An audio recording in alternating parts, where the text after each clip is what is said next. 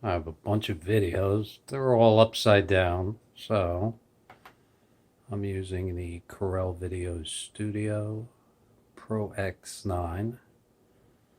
And the way you do it is you want to rotate it. It's not up here.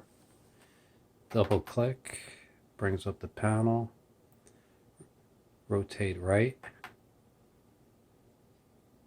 And rotate one more time. Hit share. This is 4K. So I want to bring it to the lowest 4K resolution so it takes less time to upload onto YouTube. Hit start.